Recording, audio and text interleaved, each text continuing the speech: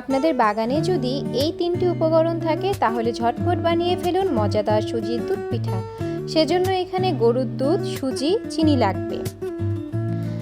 কড়াই গরম হয়ে গিয়েছে, এর মধ্যে 1 চামচ ঘি দিয়ে দিলাম, 1 বাটি সুজি দিয়ে দিলাম। সুজিটাকে এখন ভালো করে নাচিয়ে নেবেন।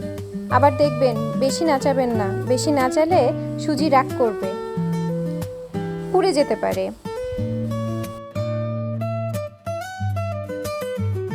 এখন 1 বাটি পরিমাণ দুধ দিয়ে দিলাম। দুধ আর সুজি ভালো করে মিক্স করে নেব।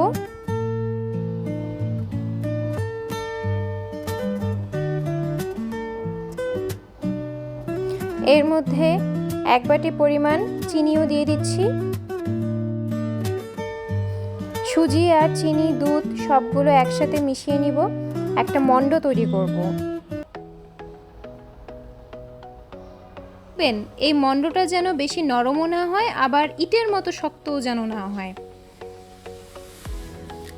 এই দেখুন আমাদের মণ্ড আস্তে আস্তে তৈরি হয়ে যাচ্ছে।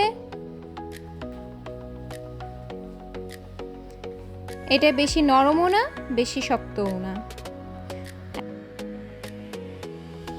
এখন নামিয়ে নিব।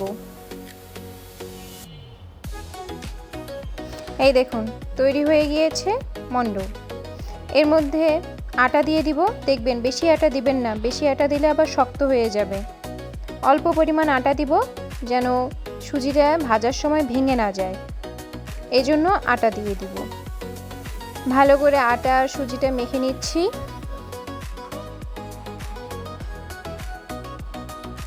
মাখানো হয়ে গিয়েছে।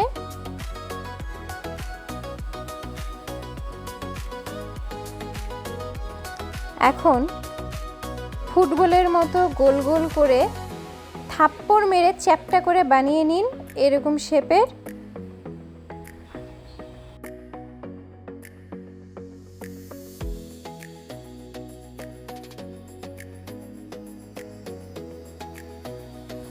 এখন কড়াইয়ের মধ্যে দুধ দিয়ে দিলাম। দুধের মধ্যে কিছু জড়িবুটি দিয়ে দিচ্ছি, যেমন তেজপাতা আর ছোট এলাচ। এখন এর মধ্যে গুড় দিয়ে দিলাম, খেজুরের গুড়। এই গুড়টা অনেক ভালো, এই গুড়টা ফাটে না, দুধ ফেটে যায় না। অনেক গুড় আছে যেগুলো দুধের মধ্যে দিলেই ছানা ছানা হয়ে যায়। ভালো করে দুধটা আর গুড়টা মিক্সড করে নিচ্ছি। দুধ ফুটতে শুরু করে দিয়েছে।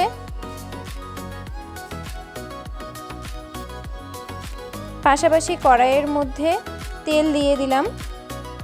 তেলটা ভালো করে গরম করে নিতে হবে।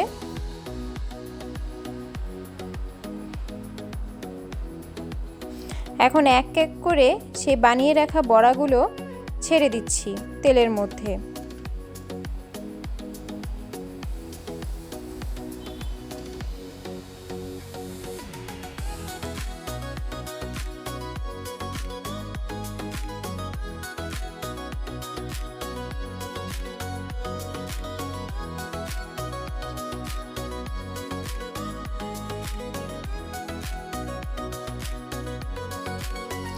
এখন এই বড়াগুলোকে লাল লাল করে ভেজে নিব। এই যে এভাবে, যেন আবার খেয়াল রাখবেন যেন কালো জামের মতো কালো কালো না হয়ে যায়। এভাবে এক এক করে সবগুলো বড়া ভেজে নিচ্ছি।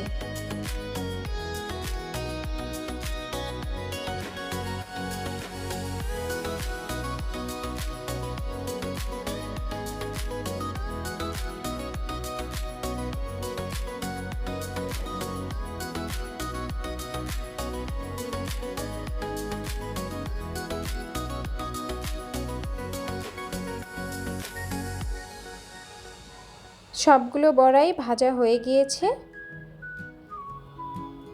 এখন যে সেই ঘন দুধটা, সেই ঘন দুধের মধ্যে এই সুন্দর লাল লাল ফুলকো ফুলকো বড়াগুলো ছেড়ে দেব।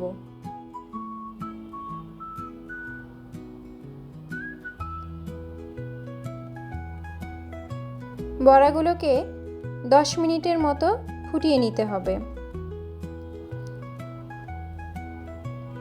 দুধের মধ্যে দিয়ে সুন্দর করে ফুটছে দেখুন।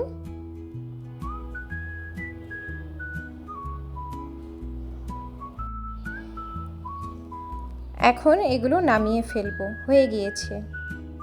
এই দেখুন কি সুন্দর মজাদার সুজির দুধ পিঠা।